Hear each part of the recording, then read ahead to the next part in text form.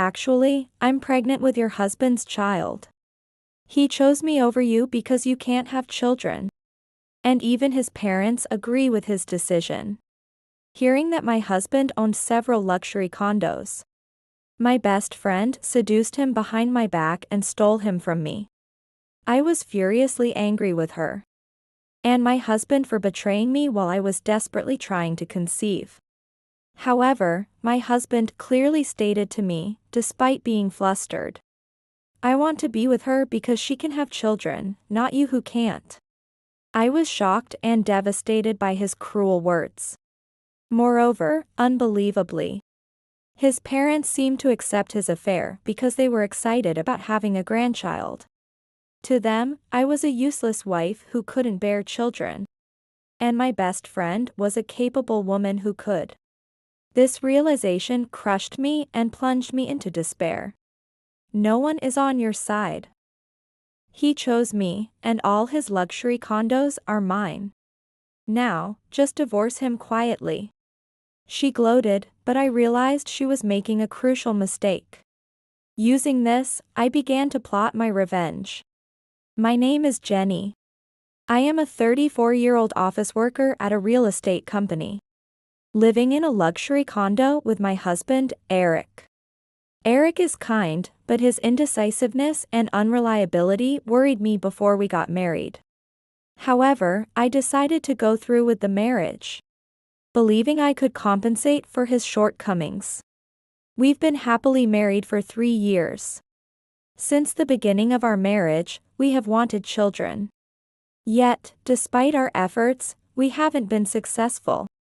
And the pressure to conceive has been mounting, especially as I am getting older. I get along with Eric's parents, but they constantly ask us about grandchildren whenever we meet, which has become a source of stress, and lately, I've been avoiding them. Perhaps it was the stress and exhaustion from work, but one day, I was involved in a traffic accident. Fortunately, I survived without life-threatening injuries. But I fractured my arm and had several bruises, leading to a month-long hospitalization. Unable to work on my computer with one arm, I quickly got bored in the hospital. I wanted to get out as soon as possible. There's so much I need to do, both work and trying to conceive. Eric smiled gently at me, who was in a panic. Take this time to rest. I know you're anxious, but you've been so busy with work lately, you need some rest. His words soothed my frazzled nerves. Eric always had a way of seeing things I couldn't, taking great care of me despite my inability to use my arm. His such behavior made me think once again that it was good to have married him. However, the hospital stay was dull, and a visit from my best friend was a welcome distraction. I'm not sure if I can say it's just a fracture, but I'm really glad you're okay. Thanks for coming. Sorry to worry you. Really. When I heard from you after so long, I was shocked you were in the hospital and bored, needing help. We had been close friends since high school, and even as adults. We stayed in touch and went out together. As we age, it's rare to have friends with whom you can joke freely. And I value her presence immensely. Maybe it was the relaxed chatting, but I began to feel sleepy. Oh, feeling sleepy? I'll go grab lunch outside, so you get some rest. I will. Thank you for coming all this way. Don't worry about it. I'll be back soon. After she left the room and the door closed, I let go of consciousness. How long had I slept? I heard voices and woke up suddenly. Wow. So, the luxury condo where you two live belongs to you? Yes. We live there, but I own several others too. Wow, you're rich. As I turned towards the voices, I saw my best friend and husband chatting. Unbeknownst to me, she had returned, and Eric had come to visit. Oh, Jenny's awake? Good morning, your husband is here. I stretched to shake off the sleepiness and apologized for being asleep, teasing Eric in the process. What's up? You seem to be having a fun chat. What were you talking about? Well, just a casual chat, right? Right. Nothing for you to worry about, relax. Eric seemed slightly flustered, but my best friend was laughing as usual. So I thought it was nothing and enjoyed chatting with them both. Looking back, I wonder if things would have been different if I had pressed him for answers then. After the day of her visit, I began to notice that something was off with Eric. Our conversations lacked eye contact, and his responses were distracted, making his attitude towards me feel distant. The time he spent in the hospital room became shorter, and he stopped helping with meals and dressing, which he used to do before. Your arm should be better now. Moving a bit might help with rehabilitation. I'm going to head home now. Eric's changed attitude was clearly different from before, leaving me feeling uneasy. However, I couldn't pinpoint the cause, and I was left feeling confused until the day I was discharged. The irregular situation of my hospitalization might have stressed Eric too. I believed that once I was discharged and able to live normally, we could return to our usual happy life. That belief kept me going as I left the hospital to return to everyday life. However, even a few days after my discharge, Eric's demeanor remained distant and formal. At my in-laws' house, which I visited for an errand, I was met with cold shoulders from them as well. Oh, you're discharged already? You should have stayed in the hospital longer. Her words seemed to treat me as if I was an unwanted presence. An attitude that felt oddly unnatural towards a daughter-in-law who had just been injured in a traffic accident. Even when leaving after finishing my errands, where previously they would ask me to stay a bit longer, this time they simply turned away with a quick okay. Bye. What had suddenly changed with my husband and in-laws? With no clear reason for their changed behavior. And since asking them directly only led to evasive answers, I was left in a state of limbo, feeling unresolved day after day. My suspicions were horribly confirmed one day. Jenny, sorry it's late, but congrats on your discharge. The friend who had visited me in the hospital came to visit me at home in the luxury condo. Though she spoke words celebrating my discharge, something about her demeanor was off. She smirked in a way that seemed like she was plotting something, occasionally casting meaningful glances at my husband. Eric, receiving her looks, appeared restless and uneasy. Sensing something unpleasant, I confronted her. Hey, are you keeping something from me? With an even deeper smirk, my best friend revealed something totally unexpected. Actually, I'm pregnant with Eric's child. So, Jenny, I hate to say it, but could you divorce him? What? Stunned by the shocking news, I was left speechless. She gleefully began to explain the details. It turned out she had fancied my husband for some time. She seized the opportunity when I was immobile in the hospital to make a strong appeal to my husband. Succumbing to her advances, Eric began an affair with her, and she ended up pregnant. What the heck?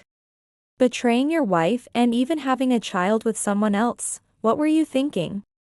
I was furious not just with her for seducing my husband but even more so with his betrayal. Especially while I was desperately trying to conceive. Was having a child with anyone all that mattered to him? Glaring at him with all my frustration, he responded, albeit flustered but clearly. Since you couldn't get pregnant no matter how long we waited, I thought maybe we were not meant to be.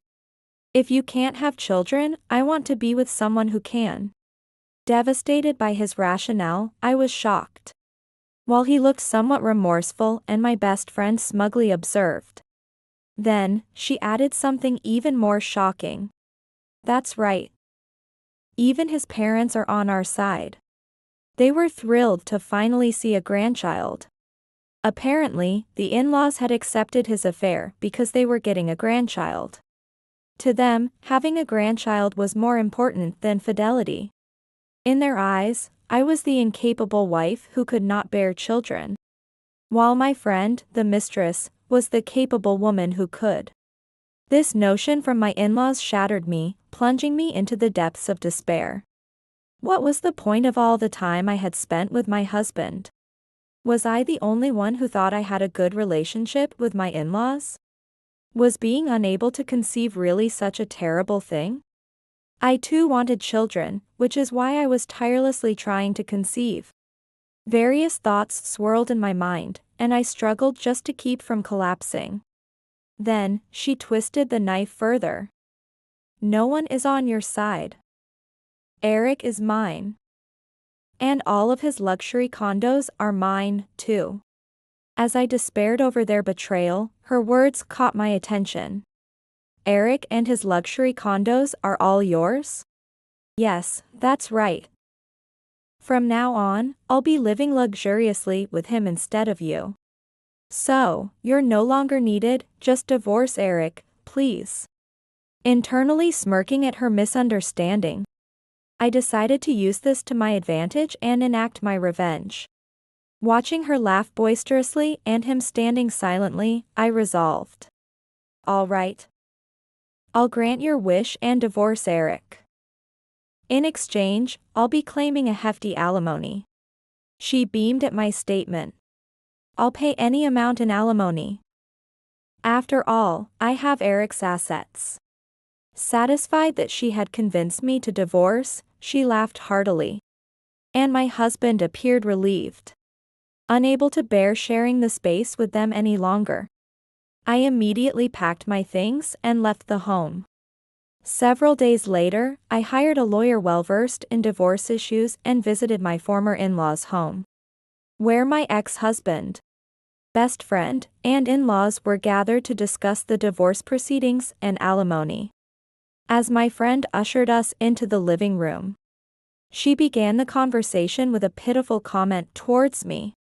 Abandoned by Eric and even deserted by his parents, you really are pitiful, aren't you? Out of pity, I'll give you one of his luxury condos as a part of alimony. You can live in it all alone or sell it for money, do whatever you like. She smirked condescendingly as she spoke, but the next moment, my lawyer burst out laughing. What are you talking about, his luxury condos? He doesn't own any luxury condos at all. My friend and in-laws looked puzzled by his remark, while Eric's face turned pale and he looked down. What are you saying? Eric owns several luxury condos. No, all those properties are actually owned by Jenny. Her ex-husband only manages them through his role at the real estate management company. He does not own them. Indeed, the luxury condos that Eric claimed to own were all mine. He only handled the management and maintenance of these properties because of his job at the real estate management company. What? Wait a minute, Eric. This isn't what you told me. What's going on?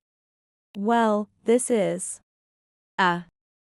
Flustered by the lawyer's explanation, she aggressively questioned him and Eric just stammered. Both she and the in-laws looked desperate. But then, seemingly struck by a realization, she exclaimed loudly. Oh, that's right. Even if you own the luxury condos now, I'll get half of them in the divorce settlement anyway. Oh, I worried for nothing. She said that, laughing confidently again, and my in-laws looked relieved, but I cut them off sharply. Unfortunately for you, the luxury condos I own are not subject to division in the divorce. They've been mine since before the marriage. Hearing this, their faces turned ashen, speechless. Originally, those luxury condos were owned by my uncle. During my single years, I learned about investing from my uncle, who was an investor. Part of my training involved him transferring some of his luxury condos to me. Although I paid the inheritance tax at that time, I managed the properties myself under my uncle's guidance, making a profit. After getting married, I continued to manage them under my own name. Apparently, Eric, my ex-husband, had falsely bragged that the luxury condos were his. But in reality, they were solely mine. Stop joking around. Why did you keep such an important thing a secret? My best friend, face now turning from pale to red in anger, lashed out at Eric. He, on the other hand, was sweating profusely and pale as could be. I was planning to get the rights to the luxury condos from Jenny soon. But, I was thinking about it and just couldn't find the right moment to bring it up. But you haven't gotten them yet, you liar. Until now, Eric had never approached me about transferring the luxury condos. Indecisive and unable to make decisions, he preferred to lie rather than face the truth. I couldn't help but think, what a pathetic man I had married. As she continued to rant and Eric remained silent, just looking down, I added insult to injury. By the way, about the Riverside Tower that you've been managing. I heard from the Management Association. You've been neglecting the leaks throughout the building. And trying to cover them up without making repairs? Eric looked up sharply at my words. How did you know about that? Shocked that I knew, he looked at me in disbelief.